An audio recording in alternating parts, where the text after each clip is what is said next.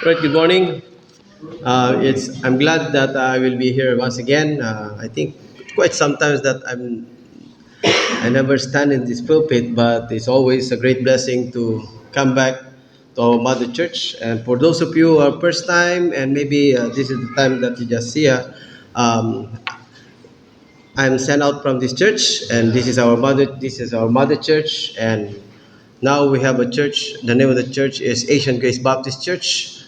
Here also here in Singapore, and now we already 9 years as an independent church, and going to 10 years. And for the past 10 years, or for the past 9 years, our church already have at least six missionaries coming from our church, and two of them are Singaporean family, and one PR, and three other missionaries from different places. So soon we're going to have two missionaries in Nepal, and also here in Singapore, in Malaysia, and also in Fiji. So I'm glad to see those pastors and missionaries from different countries. And of course, I'm glad that I will be part of this mission month. And I've been busy actually going to different places, especially preaching about mission as well, encouraging people that are, especially in the churches, to encourage people to surrender their life in the full-time ministry. And how wonderful and grateful am I because with those mission trip, seeing men and women surrendering their lives in the full-time ministry is really, really encouraging. So again, for those of you who doesn't know me, my name is Pastor Nap Kahipe of Asian Grace Baptist Church. I know there are a lot of things that in the program, so we'll just go through our lesson for this morning. Anyway, my point is only 2 points. Many Baptist pastor, 3 points or maybe 4 points. But in our church, if I preach 2 points, sometimes it take 2 hours. No, so that's why if I say 2 points, then they just get ready. So, but this is not our church, so it might be different, right? So the title of the message that I'm going to preach this morning is about how long shall I be with you. This is the very word of the Lord Jesus Christ. We say, how long shall I be with you? So this word, how long shall I be with you, is an expression of disappointment by God. You may be wondering, does God being disappointed? Yes, we were going to look at it, how and why God being disappointed. So before we continue, so let's have a word of prayer. Heavenly Father, thank you, Lord, for this wonderful time that you given to each and everyone, and even this wonderful and great opportunity to be with the people here in Lighthouse Baptist Church. It's always be a good feeling and even being a blessing to be back here in our mother church, having working together with them side by side. Thank you so much, Lord, for your grace and mercy that you enable us, Lord, that these churches, Lighthouse and even Asian Grace, be really heavily involved, especially in World Mission. So we pray to dear Lord that you continue to give that heart to each and everyone that we may able to continue to support mission and even partnering with missionaries around the world. We pray to you, God, that you continue to use us, Lord, and even to be a beacon of truth. Just the name itself, Lighthouse, that we really be a lighthouse not only in the other part of the world, but actually here, even in Singapore, that many people may know that Jesus saved. So we commit all these things unto you. In Jesus' name I pray, amen. All right, so our text is taken from the book of Matthew chapter number 17. And if you have your Bible, turn your Bible there in Matthew chapter number 17, and I will be reading verses 14 to 23. 14 to 23. And this is what the Bible said in Matthew chapter 17. Just follow by your eyes, and I will be reading the text. And this is what it says, and when they were come to the multitude, there came to him a certain man, kneeling down to him and saying, Lord, have mercy on my son, for he is lunatic and sore vexed. For oftentimes he falleth into the fire and oft into the water. And I brought him to thy disciples, and they could not cure him. Unfortunately, the disciples never served their purpose, and so as sometimes as the church. Supposed to be we are the beacon of truth, but there are many churches today that never even serve their purpose. Supposed to be they are the one who is telling the people about the gospel, but unfortunately many of them are not even doing so. And I believe this is one of the way you can see how the Lord being disappointed. So let's continue our reading. It says, and I brought him to thy disciples, and they could not cure him. And look the way how Jesus Christ responded to this message. He said, Then Jesus answered and said, O faithless and perverse generation, and take note what he said here. How long shall I be with you? How long shall I suffer you? Bring him hither to me. And Jesus rebuked the devil and departed out of him, and the child was cured from that very hour. Then came the disciples to Jesus apart and said, Why couldn't we cast him out? And Jesus said unto them, Because of your unbelief.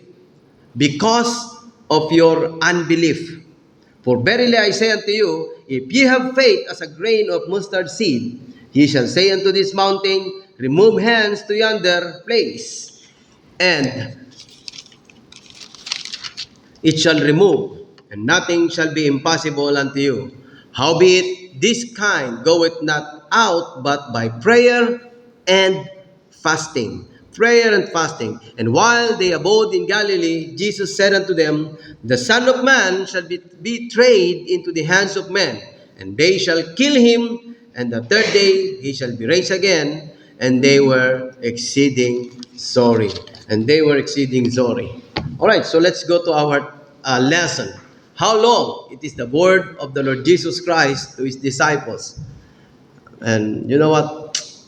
I'm trying to imagine when the Lord Jesus Christ standing in front of us and he also going to do the same thing. If he gonna tell you, how long shall I be with you? How are we going to respond to that? How long? Well, this question arises from disappointment. This kind of question. When you say, how long? Disappointment is both emotion and the manifestation of an unexpected, unmet expectation. So here the Lord Jesus Christ had reason to expect his disciples to demonstrate faith. And yet, despite of all the miracles they have witnessed, they remained faithless at times. So, ever get disappointed? Well, actually, that's a ridiculous question. Anyway, let me give you another question. This is the best question. The question is, what gets you disappointed? Because I believe all of us will be disappointed, right? So the question is, what gets you disappointed? Is it people who don't keep their commitment that makes you disappointed? Or maybe expectation versus the things that reality never met the expectation? Or maybe forgetting something? How many of you here being disappointed when you forget things, especially when you're driving and you cut far, then you realize, oh, I forgot my passport. Then you'll be disappointed. You know, you have to turn back again and drive back and get your passport, and now in your hurry going to the airport, and that's really, really disappointing. Anyway, you can, there are many things. So what is about these things that disappoint you? So here is an even more thought-provoking question. Let me tell you this. Do you think, do you think God ever get disappointed with you? How are you going to respond to that? Do you think that God ever is disappointed with you? You know what he said? Jesus Christ said, Oh, faithless and perverse generation. How long shall I be with you? How long? How long shall I suffer you? You know, if you're going to rephrase what Jesus Christ said is, oh, how much longer will have I put up with your perverse unbelief before I go back to heaven? You know, do you sense the frustration?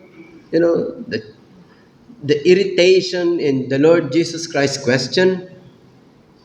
Does it sound like Jesus may be a little fed up with the disciples' faithlessness? Notice the Lord Jesus asked twice. He said, how long? In Matthew chapter number 17, if you have the Bible with you, you can, maybe you can just highlight it, this word. How long? Jesus Christ asked twice, how long? He said, how long shall I be with you, and how long shall I suffer you? How long? So the word suffer, I don't know if this is going to work. Is it working?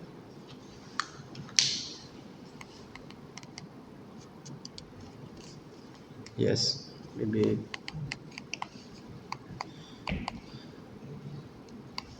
Okay. So the word suffer from the Greek word is anekome, is in the middle voice and means to hold oneself up against. That is, figuratively, put up with, or bear with, or endure, or forbear. So that's what means this supper. So here, if the Lord Jesus Christ, no, if the Lord Jesus Christ were to ask this of his disciples, where does that leave you and me? So today, like I said, we're gonna talk about two things only. The first one is the subject of disappointment. The subject of disappointment. How long, in fact, was asked in the Bible over 61 times. 61 times in the Bible being written this word, how long. It's been asked. Sometimes it is coming from a man, or sometimes it is coming from God. How long? So let's take a look at this under Roman numeral number 1, letter A. So the subject of disappointment is according to man's expectation. To man's expectation. Think of many times, man asks, how long? So here, we find here that upon hearing a diagnosis of cancer, how long I have lived. Sometimes I know some people who have some problem with difficulties. We become disappointed of the things that what is going on with us. How long? In fact, in 2 Samuel chapter 19 and verse 34 say, and Barzillai said unto the king, how long have I to live?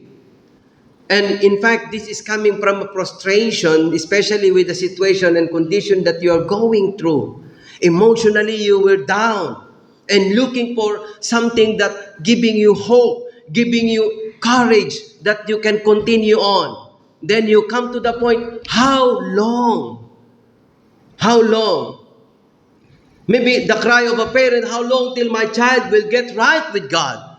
You are praying for your children that they may come to the saving knowledge of our Lord and Savior Jesus Christ. Or maybe you are praying for your son or your daughter who've been wayward.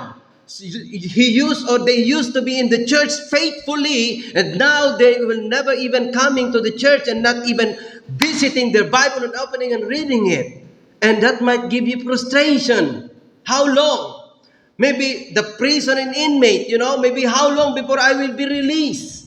That's the frustrations coming from them. Or maybe a child on a car trip. I remember my children when we are driving from Singapore all the way to Ipoh, and you have to drive maybe almost about 8 hours.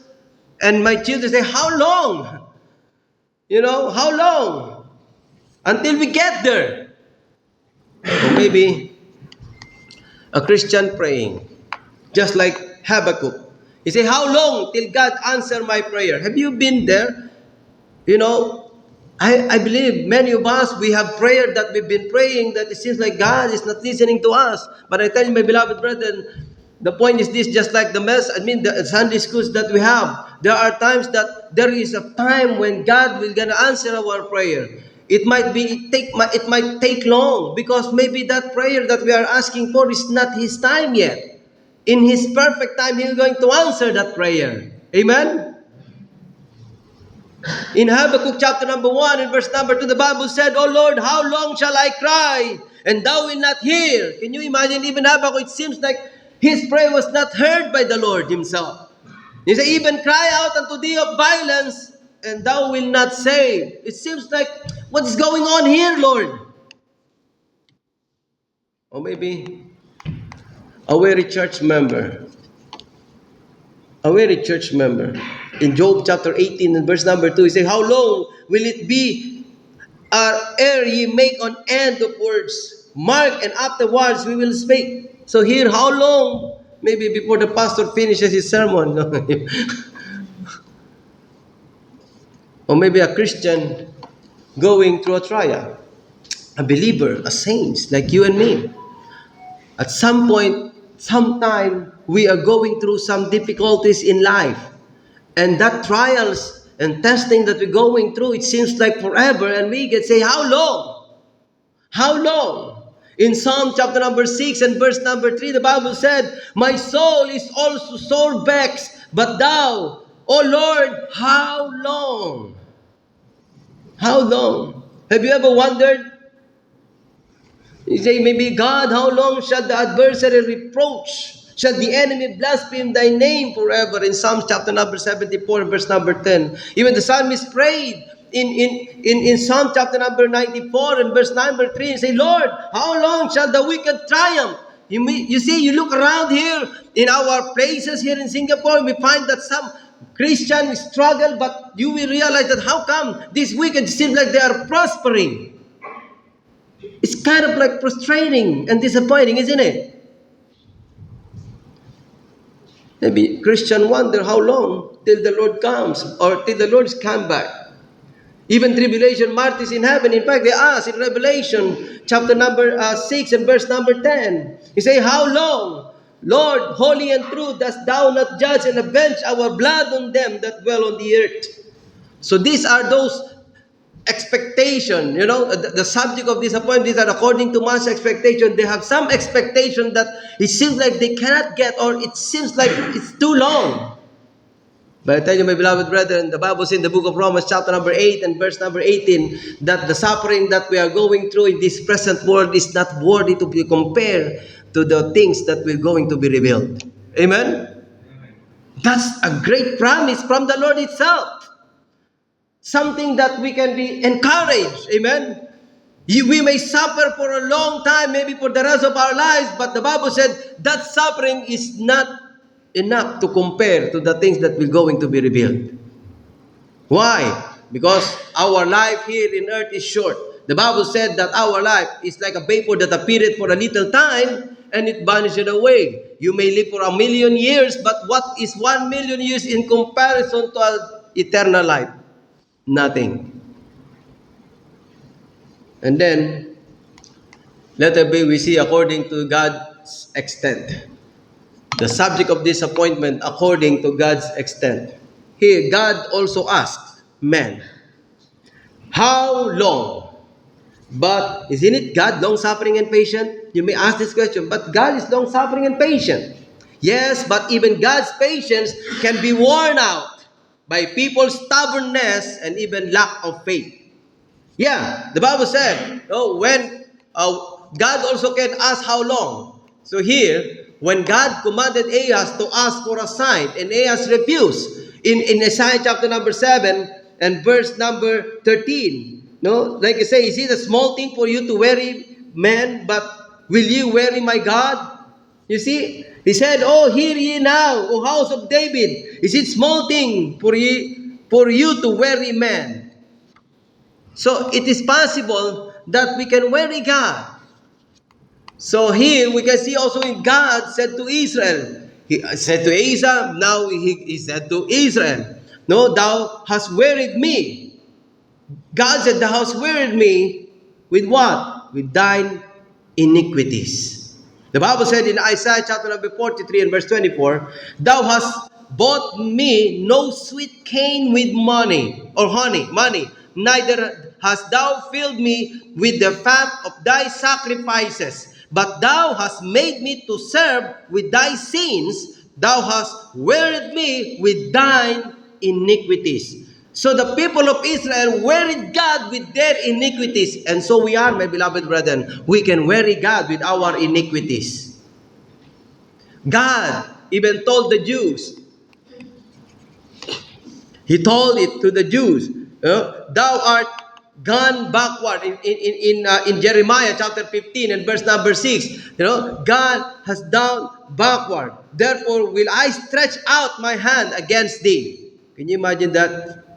And destroy thee. I am weary with repenting. And also he said to Malachi, he said, you have wearied me, and we have wearied the Lord with your words. I tell you, how difficult it is when you are going with people, and then these people constantly complaining, telling you all these things. Why are we going with these things? After church service, we go for soul winning. We have been very tired. Yeah, I believe we all be tired. Amen. We're all working, and it's true that we are tired, but my beloved brother, sometimes these people who keep complaining when it comes to the ministry and the work of the Lord, in fact, we are wearying God. The people in the book of Malachi, they keep on complaining. So they weary God with their complaining words. They weary God with their complaining words. In fact, these people, There are many things that we can learn from here. You know, like for example, you say in repentance, how long until you repent? You know, he said here, how long until you repent? He mentioned that in Exodus chapter number 10 and verse number 3. And Moses and Aaron came unto Pharaoh and said unto him, Thus saith the Lord God of the Hebrews, How long wilt thou refuse to humble thyself before me? Let my people go, that they may serve me. Remember, we know the stories here that when Moses commanded by God to bring his people out of bondage from Egypt, bringing to the promised land. And then they started to bargaining. Pharaoh said, "No, I don't want to let you go." But then they started to bargaining and say, "Okay, you can go." But you know, we know the stories that he tried his best to keep the people of Israel in Egypt. He said, "You can go, but not too far. Maybe you can go, but don't bring your children and your wife. You can go, but you can go all the way. Maybe you can go far away, but you just leave all your cattle and all the things." By saying, "No, we bring everything." And God said, "How long will you going to repent?" And maybe for some reason, people of God will commit sin, and God is waiting for you to repent. And He will ask you, how long are we going to repent? Repent. Repenting of our sin. How long? Or, how long will you refuse? Not only in repentance, but also to refuse. No? How long will you refuse to obey? In Exodus chapter 16 and verse 28, the Bible said, And the Lord said unto Moses, How long refuse ye to keep my commandment and my laws? How long will you refuse to obey? Pastor, I think I'm obedient. Tell you, my beloved brethren, the Bible said in Matthew chapter number 28, Go ye into all the world and teach the nation, baptizing them in the name of the Father, the Son, and the Holy Ghost. Go and preach the gospel to every creature. There are many commandments that was given to the church. And the question is this, are we obeying or we refuse to obey His command? We have this mission conference, mission month. What is the purpose of mission month? Is it just to invite different preachers to preach so that you can have different messages coming from different pastors and preachers? No. The purpose of why we have this mission month is to give awareness and understanding why the church need to be involved in mission. Amen? And to hear the testimony how God used them from different places. Unfortunately, people today, even in churches here in Singapore today, they just wanted to have, to grow their numbers, and they brag, "Oh, we have big church, we have big building, we have all these things." What is this big building if people are dying and never heard the gospel? It's nothing. In fact, we are disobedient to what God commanded us to do. So we are commanded to be witnesses in your Jerusalem, in your Judea, in Samaria, and unto the uttermost part of the world. That is the command that was given to us. The question is, are we obedient to that command? I hope and pray that this is not just a mission program. I tell you, my beloved brethren, this is our life as a church here. We are on a mission. Our mission is to go and preach the gospel to every creature. Remember our text just now in Luke chapter number 24. Repentance, that is something that we need to preach. And He said to her, to all nations. We are commanded to reach out all nations. Unfortunately, we just focus so much. Many people today in churches, I'm not referring to just to life, but generally, many churches today, they only focus to themselves. Just trying to get bigger and bigger and bigger. You know, that's why they say, "Pastor, you keep on sending your people." I say, it doesn't mind, because this is not my work, this is the Lord's work. Amen? The church is the Lord's, this church is the Lord's church. And He has a program for the church. And His purpose. And what is His purpose? To use them to preach the gospel. Not just to use them to preach the gospel, but even to equip men and women, especially those who respond to the cause of mission. And that's something that we need to do, my beloved friends. That's why we have mission program. That is to have we have an awareness, and even this church. I'm glad that this church, at least you produce at least how many missionaries and pastors actually. I myself, I'm glad that I came from this church. I am a product of this church. Brother Eric Choi, who preached last week, he came from this church too. He's my classmate. I'm so proud that every time I got the top one, because there are only two students here with me. So either I'm the top one and he's the top two. But the point is this, my beloved brethren, let's continue the things that we just started. Continue produce pastors and missionaries. Amen? I touched that vision not just because my pastor, the late Pastor Serva, died to have this vision, but I knew the Bible speak to me that this is what we ought to be. Mission. And if we are not doing this, God said, how long will you refuse to obey? I tell you, yes, we can give support financially. But also, God's still calling some men and women in the full-time ministry. We need workers. We need missionaries here in Singapore. You know that? We really need to raise more Singaporeans to stand and reach out our own. Amen? In fact, it's very difficult for those missionaries to come to Singapore because one thing that they're going to struggle is how they're going to stay here for long. Visa. But if we have Singaporean who is ready and willing to surrender their life and give their life to the full-time ministry, it is a great opportunity to train and come from this church. Imagine, my beloved brother. Isn't it great? Isn't it encouraging? One Singaporean family came and they tell you about the ministry. This is a great blessing, amen? I hope and pray, my beloved brethren, that if Ace and Grace can do that, Lighthouse can do that too, and all the other churches here can do that too. That's what we need to do. And that's how we're going to focus on this mission month.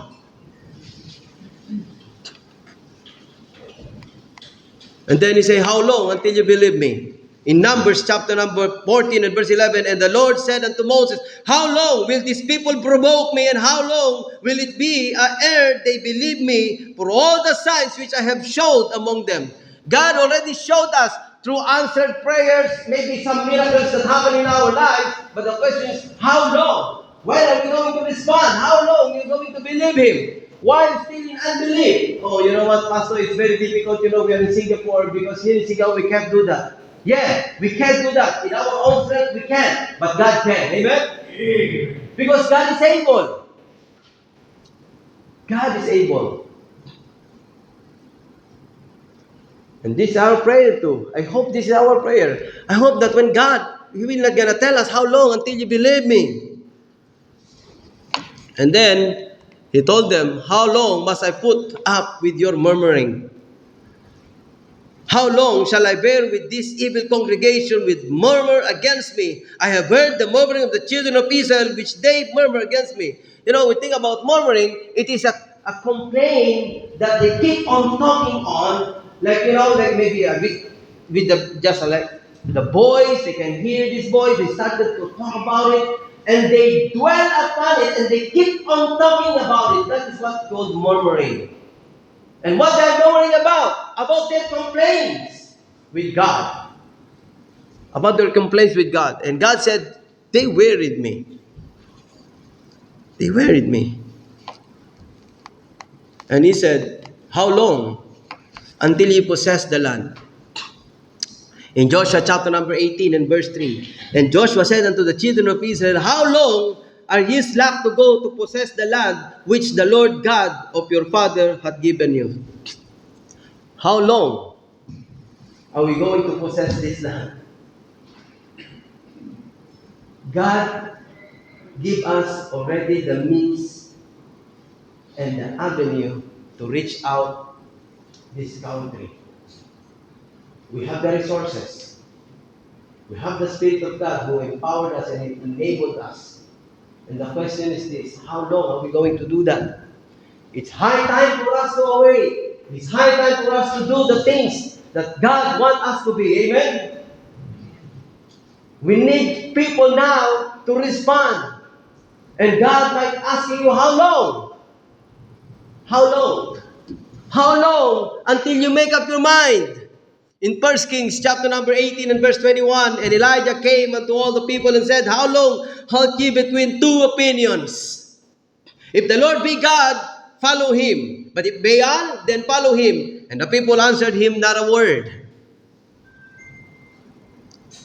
So we see the subject of disappointment from man and from God himself.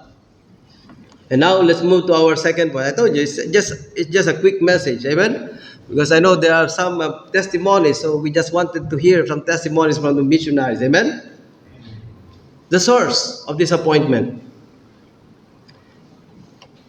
Here, our persistent unbelief. I couldn't help but I myself, I can tell you, my beloved brethren, I'm also guilty at some point that I can still have my unbelief. Oh, I tell you, there are many things that we come to the point that we say, Lord, we believe, but actually we are not believing. Oh, I tell you, let me tell you this. My daughter, because she only holds a long-term visit pass. This LTVP is just for 1 year. And we come to the point that we are applying for her LTVP, long-term visit pass. And it seems like, hey, how come it's going to 2 months that we never heard anything from the government and from the ICA, and is it going to be approved or not? And it's our dilemma because I say if my daughter will not gonna be approved, well, I might be forced to leave Singapore with my daughter and my wife will be joining with me. And I said, Lord, what next? I believe, Lord, that you know you are in control, but now I'm going through with this situation, so what am I going to do? You know what I did? I booked a ticket back to the Philippines because I know that it might not be going to be approved. I bought a ticket on Tuesday night. Wednesday night, we'll be leaving Singapore. Wednesday morning, we'll be leaving Singapore. You know, when we are preparing our things, and then, I don't know, for some reason, I just checked my email. That Wednesday morning, I saw an email coming from the ICA that said that your application for long-term visit pass has been approved. And I prayed to myself, Lord, forgive me for my unbelief. I believe, but there will be a time that I'm not really believing. Are we guilty to that? Unfortunately, many of us, we say we believe, but actually with our action, it is the action of unbelief. And that's, because of this persistent unbelief, the disappointments come. So Jesus is disappointed our persistent unbelief when we've already experienced of the many examples of God's power. The disciples have seen countless miracles. Imagine, these disciples are with Jesus. They walked with the Lord Jesus Christ, along with him, maybe on the seaside, and they see the Lord Jesus Christ performing miracles, raising the dead, man or woman, boy, and doing all these miracles, and yet these people still experience unbelief. And so as we, my beloved brethren, how many times God answered to our prayers?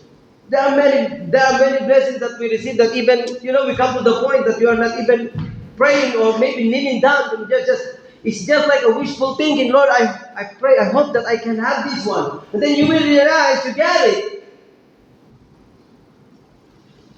How long? And that's unbelief. The disciples have seen these countless miracles from the Lord Jesus Christ, and yet they still have perverted attitude of unbelief. What more could just Jesus do to get them to believe? Would another miracle convince them to believe? What was there anything Jesus could say or do would make a difference? Probably not. Not only about our persistent unbelief, but also our powerlessness to do what He has equipped us to do. We become powerless. Jesus is frustrated at our powerlessness to do what He has equipped us to do. In Matthew chapter number 10 and verse number 1, I like this verse because before this verse, Matthew chapter 10, of course, chapter 9, right? But anyway, in Matthew chapter 9, he said when he saw the multitude, he was moved with compassion in them. Because he understood that these people is like sheep having no shepherd. He understand that. And then he said, now, you know what? This is what I want you to do. You need to pray that the Lord of the harvest will send forth his laborer. In fact, this is what we're doing. Because our missionary, I think last week, missionary Dave and his family came to LBC, right? And they presented the work in Malaysia. And before we send them out, actually our church is on fasting. This is the best thing that we could do. We have to pray for them and fast so that God gives them power. That's the right way to do. In Acts chapter number 13, before they sent out Paul and Barnabas, the church prayed and fasted. Why? We need power from God. And now we have that power. Then, we need to take advantage of that power that was given to us. All power is given to me, Jesus Christ said, in heaven and earth. Go ye therefore. What does that mean? He gave that authority and he got power. And then in Acts chapter number 1, the Bible said, you have power. And now you are my witnesses, he said. So we have that power. But the thing is, we are not using it. And we become powerless. Ineffective in the things that we are supposed to be doing.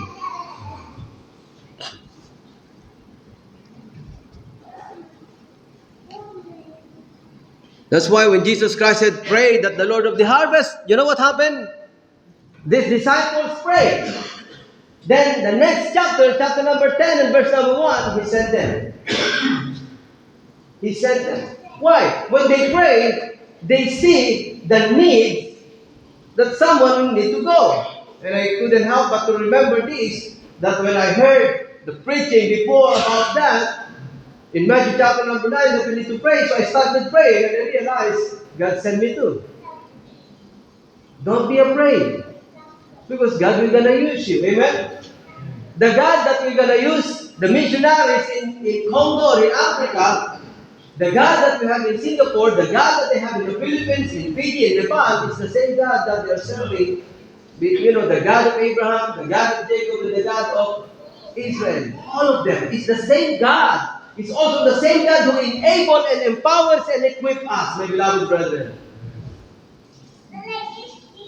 The reason why we are powerless is because we are not trusting Him of our unbelief.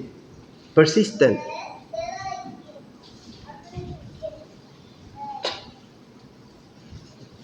Jesus had given them power over an unclean spirit.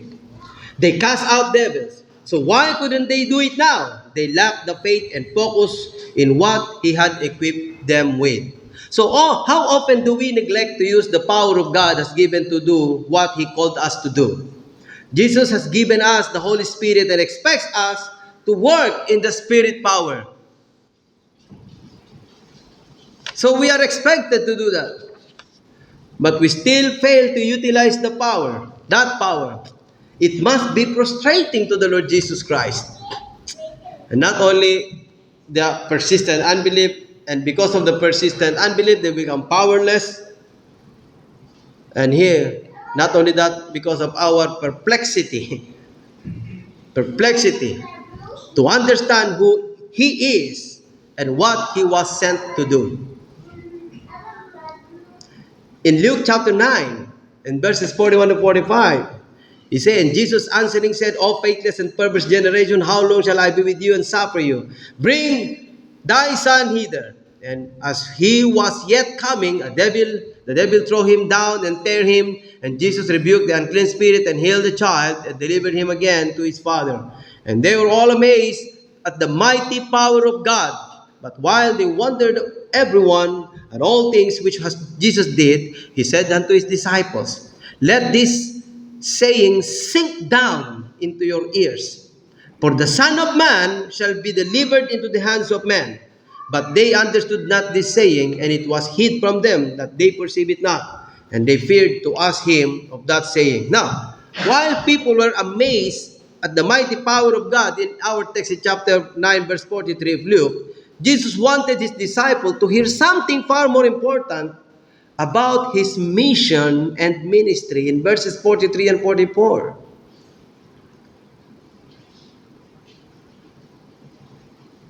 But they did not understand that. So he already told them the same thing a few earlier. In Luke chapter 9, verse 22. You know what he said in Luke 9:22? Saying, the Son of Man must suffer many things and be rejected of the elders and the chief priests and scribes and be slain and be raised from the third day. But they still don't get it. It must have been frustrating to the Lord Jesus Christ. He already revealed to them, and yet they couldn't get it. In fact, it happened again the third time, actually in Luke chapter 18 and verses 31 to 34. The Bible said, then he took unto him the 12 and said unto them, behold, we go up to Jerusalem, and all things that are written by the prophets concerning the Son of Man shall be accomplished. You see, he already told them that he has something to accomplish. For he shall be delivered unto the Gentiles, and shall be mocked, and spitefully entreated, and spitted on, and they shall scourge him, and put him to death, and the third day he shall rise again. And they understood none of these things, and this saying was hid from them. Neither knew they the things which were spoken. Here is the Lord Jesus Christ speaking about the gospel, his death, his burial, and resurrection. How many more times must he explain his mission to his disciple? Jesus expressed a similar feeling to Philip when he said to the Lord Jesus Christ, remember when Jesus Christ in the book of John, he said, Lord, show us the Father. Jesus answered him, have I been so long time with you, and yet hast thou not known me, Philip? Jesus seemed somewhat frustrated in Philip's lack of perception.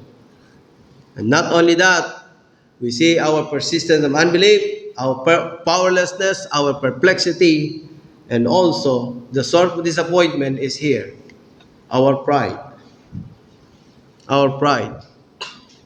We fail to discern that true greatness comes by humility. True greatness comes by humility. We can read this in these verses in Mark chapter 9 and verse 35. Instead of hearing Jesus like they were told, he said, and he sat down and called the 12 and said unto them, if any man desire to be first, the same shall be last of all and servant of all. We understand that the Lord Jesus Christ, when he started talking about his near death, these people started to think who we're going to replace him. And they started to think that maybe this one and maybe John and James, and in fact even the mother, become involved in, approaching the Lord Jesus Christ and saying, you know what, my children can, be sit down in your right hand and your left. Because they wanted position. But that's not the way how it is. Jesus Christ commanded them, you know what? Leadership. If you want to be the great, you must be the servant of all. Unbeliever always think that way. You must be the one who will go, someone serve you. But Jesus Christ's teaching is we who are the one who serve them. Amen? We are all servants of Christ. If you are saved, we are all servants of Christ.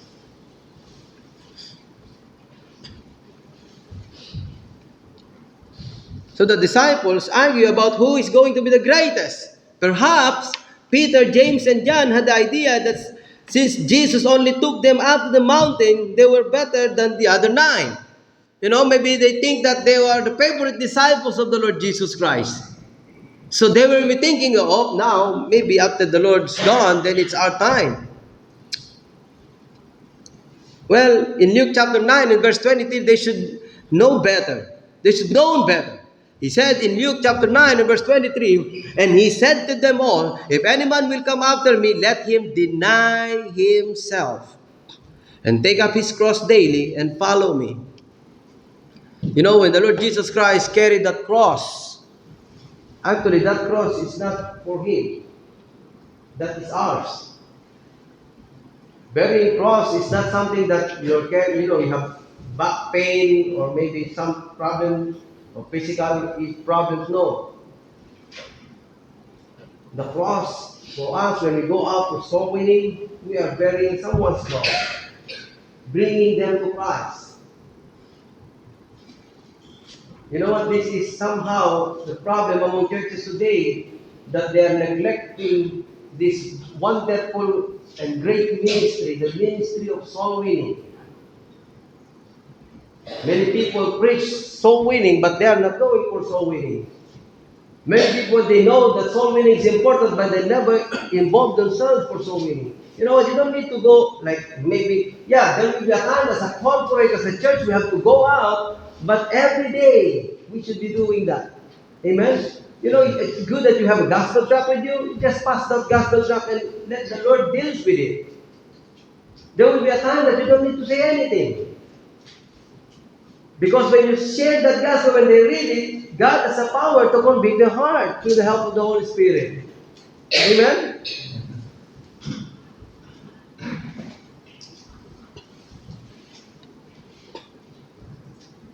In Luke chapter 9, he said unto them all, if any man come to me, deny himself. Discipleship is not about fame or recognition. Unfortunately today, there are many people wanted to be fame, wanted to be known. They want prestige, they want position, they want power. That's not how we are called. Amen? It is about denying ourselves to follow Christ. To illustrate what true greatness is all about, Jesus put a child beside him. He took a child in chapter 9 and verse 47 and 48. And Jesus, perceiving the thought of their heart, took a child and set by him, and said unto them, whatsoever shall receive this child in my name, receive me. And whatsoever shall receive me, receive him that sent me. For that he that is least among you all, the same shall be great. You know what? I really love the Lord Jesus Christ when he used illustration. You know, when he took the child, in fact, it is a rebuke to them. Why? Because like, hey, you're like a child. You're children. Maybe arguing and disputing about these things. You are like a child. But at the same time, he also used the same child to encourage them that we should have this childlike faith. Amen? Just to follow the Lord. So, my beloved brethren, when faced with disappointment, we should recall how Jesus responded to such feelings. He served as our example. So, how he did it when we have this disappointment, what he did is he expressed it. He expressed. He didn't deny that he was disappointed to them. Disappointment is part of human experience that Jesus shared with us too. Moses got frustrated. The prophet at times of frustration. Even God felt frustrated. Now, to be disappointed and deny it is dishonest and unhealthy too. I'm not saying is it okay to tear into everyone around you when you're disappointed. But we need to admit we are disappointed. Disappointment and anger are not inherently sinful. It all depends on how we respond to those emotions. Understand that disappointment usually occurs after experiencing a spiritual high. I tell you, expectations are high on the mountain. It set you up for a disappointment when you come down off the mountain. So, what is harder? Climbing up to the mountain or coming down from the mountain? Well, I myself, I have a little experience climbing out to the mountains, but I find that they are both the same. In fact, most of the time, it's more difficult to go down. In fact, coming down spiritually can be painful. Jesus understood this when he came down from Mount Zion in heaven to this sin-cursed planet. Coming down means humbling yourself. This involves killing your pride, and pride does not die easily. So after the disciples came down, they needed to be humble. So my beloved brethren, if you had just been to the mountain, be on guard. Remember when we climb up to the mountain, especially those people who go to the highest mountain in the world, they never stay there. Once they reach the peak, what they gonna do? They have to set to go down. They have to set to go down. because we are not supposed to be staying there. Frustration is no excuse to drop out. Frustration is real. Jesus felt it, but he didn't quit. Amen? Though he is disappointed, but that's not a reason for him to quit. So are you disappointed? Many people disappointed and they quit church. Don't quit serving the Lord. Amen? In spite of our disappointment. So you're tired, you're angry, you're fed up, fine. You have to feel it. Express it, but don't use it as an excuse to quit. You can't justify getting out of the game just because you are frustrated with other players. You can't do that. But following Jesus means moving forward when you want to back out. Amen? When you want to back out. So let me just close with this conclusion. The disciples demonstrate an inability to cure the boy afflicted by demonic possession due to their insufficient faith, lack of faith. They harbored fears regarding their capability to expel such a potent entity demon. So Jesus reminded them, however, that it was not a matter of how much faith they had. It's not matter how much faith they had, but what kind of faith they had. Did they really believe that God is more powerful, authoritatively, and otherwise than demons? Even a small mustard seed can grow into a fairly large plant. How does this happen? It's because a mustard seed, like all other seed, works according to the laws of nature, which are also the laws of God of nature. The disciples could have done whatever God wanted them to do. In Matthew chapter 17 and verse 21 is highlight the content or connection between faith and prayer and fasting. Here this kind refers to faith Jesus mentioned in Matthew chapter 17 and verse 20. Although prayer is widely recognized as important, it is often not put in practice frequently. However, the role of fasting is not as readily understood. In this instance, fasting is associated with prayer. And the fasting that is encouraged stems from a profound concern. So the believers feels that praying is more necessary than eating. So might Jesus ask you and I have the same question today. How long must I suffer you? How long must I suffer you? I'm sure he asked me this question, the same thing. And the answer is, how do I answer this kind of question when the Lord Jesus Christ asked me this kind of question? You know my answer? Maybe I say, Lord, a little longer. Maybe that's my answer, Lord. A little longer. Maybe you are disappointed with God. Jesus had a good reason to be disappointed with us. But we have no cause to be disappointed at Him. Amen? So the question is, how long? So I hope and pray, my beloved brethren, that this message will encourage and even challenge you to respond in faith. Respond in faith in a way that we wanted to make ourselves available for the Master's use. And make our church to be indeed a lighthouse in Singapore. Amen? Yes. Let's all stand as we have the invitation. As everybody head bows and eyes closed, I don't know how God's spoken to you today. Maybe the Lord is asking you today personally, how long are you going to believe me as your Savior? How long? How long are you going to repent of your sin, believe in Jesus in order for you to be saved? And if you are not saved today, and if you die today and you are not sure of your salvation, of your eternity in heaven, it's time for you to be saved now. Is there anyone today, Pastor, please include me in your prayer. I want to receive Jesus as my Savior. Is that your prayer? Can I pray for you? How about you? You said you're already saved, but you are not baptized yet. Jesus Christ commanded that those who receive Him had to follow in water's baptism. Is there anyone in our midst who is not baptized yet? You're already saved. You say you're saved, but you're not baptized yet. Maybe God is also asking you, how long? When are you going to make that decision to respond? How long? Is there anyone, Pastor, please pray for me. I want to follow the Lord in water's baptism. Or maybe you're attending this church for how many months or maybe even years, but you are never committed to this church, to be a member of this church. God is asking you today, how long you're going to be part of this church?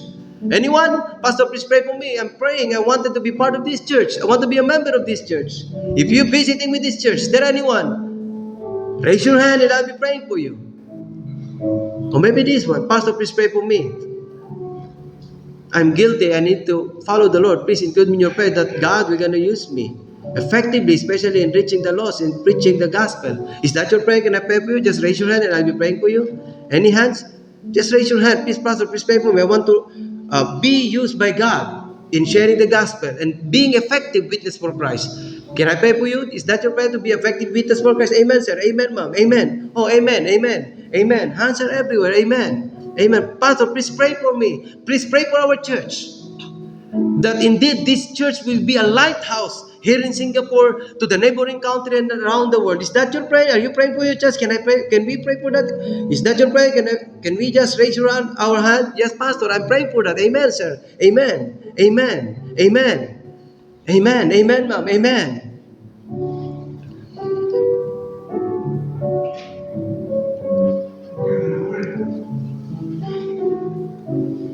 Oh God and Heavenly Father, we thank you so much, Lord, for the message that we have this morning. I hope and pray, Lord God, that you indeed speak to our heart through the help of the Holy Spirit. And thank you, Lord God, for those response from your people being desiring to be used by you, and even their desires to be effective witness for Christ. I pray to you, God, that you give us that strength and enable us, Lord, to indeed to be effective in the things that we are doing. Continue to guide and lead us, Lord, and even praying for this church, Lighthouse Baptist Church, that you continue to use this, Lord, to be a beacon of truth. A truth that's not being compromised. The truth that is separated from the world. I hope and pray, dear God, that this church will maintain the purity of this church. And we pray, Lord, that the Holy Spirit will continue to guard us and even enable us, Lord, to be effective in the things that you want us to be. Praying for Pastor Sean, his family, the leadership of this church, and every member of Lighthouse Baptist Church, that you continue to watch over them, those brethren who's going through such difficulties in life, that they may see that you are a God who knows everything and you are in control. And Lord, we seek for your forgiveness for our unbelief.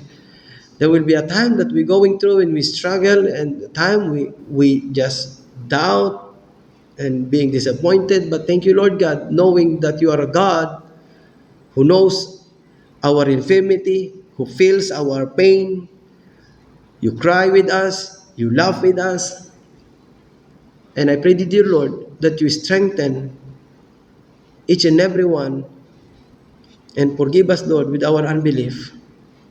Help us, Lord, that we may able to put our 100% wholehearted trust unto Thee. We commit all these things unto you, Lord, in Jesus' precious name I pray. Amen.